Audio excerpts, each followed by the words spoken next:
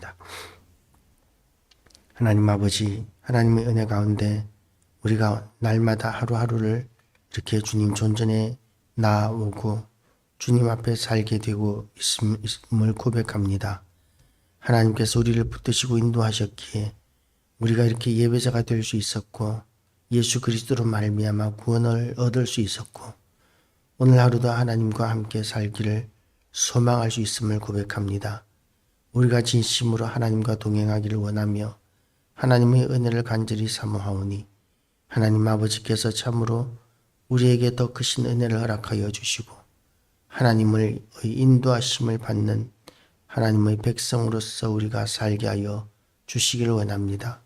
우리의 연약함을 아시는 하나님께서 이 시간도 말씀을 통하여 우리에게 새 힘을 더하여 주시고 깨닫게 하여 주시고 인도하여 주셔서 말씀으로 말미암아 우리가 거듭나며 새로워지게 하여 주시고 말씀을 붙들고 기도할 때에 응답하시는 놀라우신 하나님, 우리와 함께 하시는 하나님을 보게 하여 주시옵시며 그래서 우리가 본 하나님, 우리와 함께 하시는 하나님이 우리를 통하여 세상 가운데 보여지며 하나님의 위대하신 일들이 이루어지는 역사가 있게 하여 주시기를 원합니다.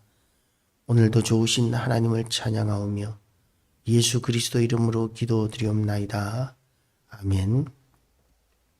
할렐루야. 오늘도 하나님의 은혜가 우리 모두에게 가득하시기를 주님의 이름으로 축복합니다. 하나님께서는 이스라엘에게 많은 은혜를 내려 주셨고 또한 계속해서 은혜 내려주기를 원하십니다. 그런데 은혜를 내리기 위해서는 조건이 있습니다. 그건 뭐냐면 죄에서 떠나는 것입니다. 죄에서 떠나고 하나님의 말씀으로 돌아오는 것이 그것이 하나님의 은혜를 누리는 기본적인 조건입니다. 그리고 비결이기도 합니다. 하나님 앞에 돌아온다는 것은 말씀과 기도로 돌아온다는 것을 의미하고 예배자로 돌아오는 것을 의미합니다. 그런데 예배자로 돌아오는 것, 말씀과 기도로 돌아오는 것, 하나님을 찬양하는 것, 이 모든 것들을 빼버리거나 또는 그렇게 한다 할지라도 그 마음 가운데 진실함이 없다면 하나님께서는 우리에게 은혜를 베풀 수 없으십니다. 하나님은 지극히 거룩하신 하나님이시기 때문에 모든 일에 있어서 하나님께서는 거룩함을 추구하십니다. 그리고 하나님은 전지전능하심에도 불구하고 그 전지전능하심도 죄인에게 악에게 타협하면서까지 하나님께서 은혜를 베푸시기는 그럴 수는 없습니다. 죄와 타협하실 수 없는 하나님께서 그래서 공의를 이루시기 위해서 예수 그리스도를 십자가에 못 박아 죽이기까지 하시면서 우리에게 그런 은혜를 베풀어 주시는 것이죠. 그런데 우리는 예수 그리스도로 말미암아 의롭다고 인정함을 받았는데 우리의 삶은 여전히 옛사람의 삶을 살아가고 있을 때가 많음을 인정하지 않을 수가 없습니다. 세상과 전혀 다르지 않은 그런 모습들이 우리 가운데 너무나 많이 있습니다. 그래서 우리가 신앙생활을 하면서 직장생활을 하거나 또는 공동체 생활을 하면서 예수 믿는 사람들을 만나기가 참 어려운데 어느 날 보니까 그 같이 일하던 직장 동료가 장로였다든지 어느 날 보니까 집사였다든지 어느 날 보니까 모태신앙이었다든지 이렇게 정말 그 우연치 않은 기회로 알게 되는 경우들이 있을 정도로 예수 믿는 사람들이 자기의 정체를 숨기고 살아가는 시대가 되었고 자기의 정체를 숨길 뿐만 아니라 그 삶에 있어서도 믿지 않는 사람들과 똑같은 모습을 보일 때가 많음을 우리는 인정하지 않을 수가 없습니다. 너무나 많이 그런 현상들이 우리 가운데 있기 때문입니다. 그래서 정말 신실한 청년들이 직장 생활을 시작할 때 직장 상사와 회식을 하게 되면 그러면 이제 술을 권하게 되죠. 그럼 저는 교회 다니기 때문에 술 못 마십니다. 라고 이야기하면 나도 교회 다니고 나도 장로인데 나도 한 잔씩 한다. 너도 한 잔 해. 그렇게 강요하는 사람이 교회 직분자들이고 또한 교회 오래 다닌 사람들인 경우들도 참 많은 것이죠. 그것뿐만 아니라 그 이외의 모든 부분에 있어서도 믿지 않는 사람들과 흡사한 그런 수준의 삶을 살아내는 교인들이 너무나 많아져 버렸고 예수 믿는다는 흔적이나 증거들이 사라져 버리는 이런 일들이 너무나 많아지고 있습니다. 이런 상황 가운데서 우리는 하나님께로 돌아가야 합니다. 우리가 다시 한 번 더 우리의 신앙이 세상과는 다른 소금과 빛이 되어야 합니다. 그런데 그 기준이 있어야 하는데 그 기준이 없으면 그야말로 혼란이 되는 것이죠. 사람마다 그 마음에 옳은 대로 행하는 세상, 그것을 고대 철학에서는 소피스트 철학이 그러했었습니다. 소피스트 철학은 모든 사람이 다 진리다 라고 이렇게 이야기를 하니까, 그러면 이 사람과 저 사람의 의견이 다르면 둘 다 진리가 되는 모순이 되는 것이죠. 타협할 수 없는 진리는 하나여야 하고 통합되어야 하는데, 그런데 진리가 여러 개가 되어버리고 혼란되어 버리는 경우들이 생기게 됩니다. 지금 이 시대는 포스트 모더니즘적인 그런 사고방식을 가지고 있고 종교다원주의적인 그런 사고방식을 주장합니다. 모든 종교를 인정하고 모든 문화를 다 인정하라는 것이죠. 그러나 우리가 인정할 수 없는 문화가 있고 우리가 인정할 수 없는 종교들이 있습니다. 사악한 종교들, 악한 종교들은 우리가 용납할 수 없습니다.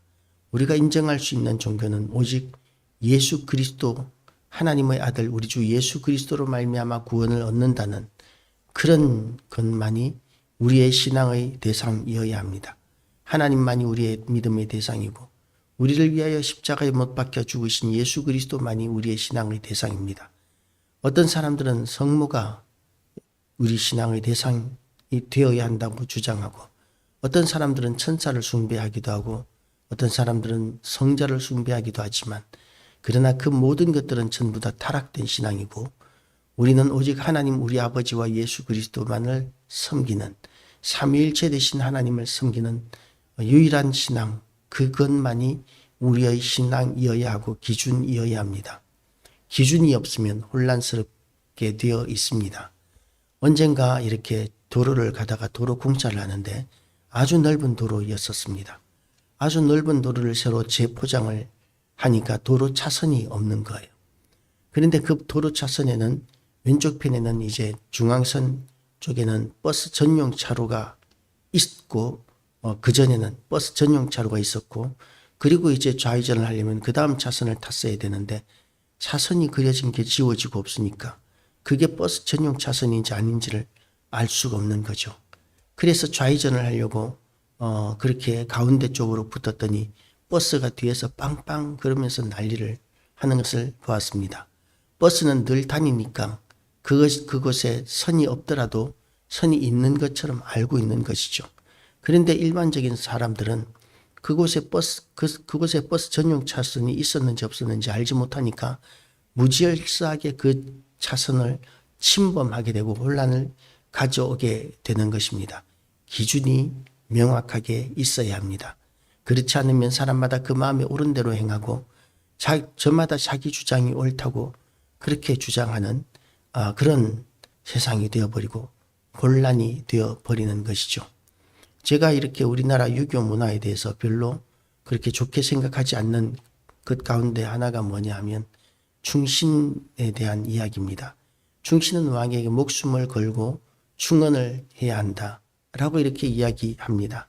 당당하게 자기 주장을 해야 된다고 이렇게 주장을 이렇게 가르치는데, 그런데 그런 유교적인 사고방식이 과연 이 시대에 우리가 서로 화합하면서 살아갈 수 있는 덕목이 될까요?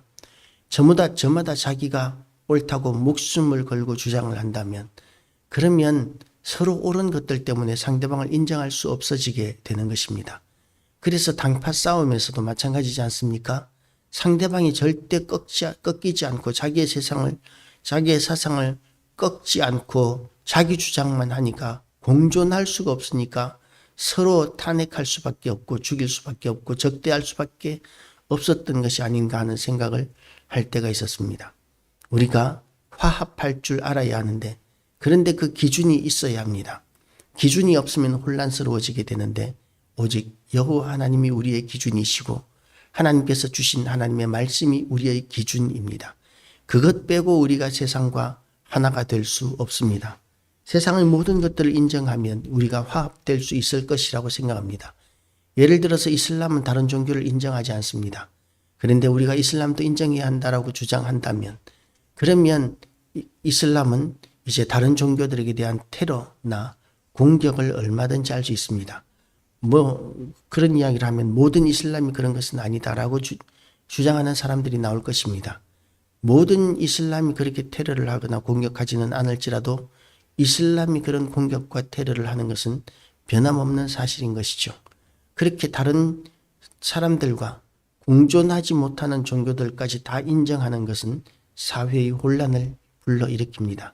제가 대학교 다닐 때 불교 신문, 학교 신문에 이제 성탄절 신문 기자가 성탄절에 대한 그런 메리 크리스마스라는 말을 기사에 넣은 것을 본 적이 있습니다. 학교가 발칵 뒤집혔습니다. 우리 학교는 불교대학교인데 어떻게 메리 크리스마스가 될 수 있느냐고 그렇게 학교에서 난리가 났었습니다. 그런데 사실상 불교가 기독교에 대하여 비난하는 가장 근본적인 것 가운데 하나가 자기들을 인정하지 않는다는 것이죠. 그런데 불교조차도 사실은 기독교를 인정하지 않습니다. 우리를 인정하지 않습니다. 그렇게 우리는 혼란과 분열된 상태에 있는 것이죠. 이 혼란과 분열된 상태가 하나가 되기 위해서는 모두가 다 여호와께로 돌아와야 합니다. 모두가 다 하나님을 중심으로 기준을 삼아야 합니다. 하나님이 기준이 되시고 중심이 되어야 우리가 은혜를 받을 수 있고 누릴 수 있게 됩니다. 그리고 우리가 거룩해질 수가 있게 됩니다. 우리가 하나님을 알지 못하면 그 마음에 옳은 대로 하나님이 중심이 되고 기준이 되지 않으면 그 마음에 옳은 대로 악을 행하게 되었고 범죄를 저지르게 되어 있는 것이죠. 정의론이라는 것이 있습니다. 무엇이 정의인가라는 책이 한참 동안 그렇게 유행을 하던 베스트셀러가 되던 시대가 있었습니다. 그런데 무엇이 정의인가에 대한 그 책을 보더라도 우리가 기준으로 삼을 수 없다. 정의는 어느 한 가지만을 정의로 규정할 수 없다라는 그런 이야기들이 계속적으로 예화로 나열되고 있습니다. 정의란 무엇입니까? 하나님의 말씀이 기준이 되는 것이 정의입니다.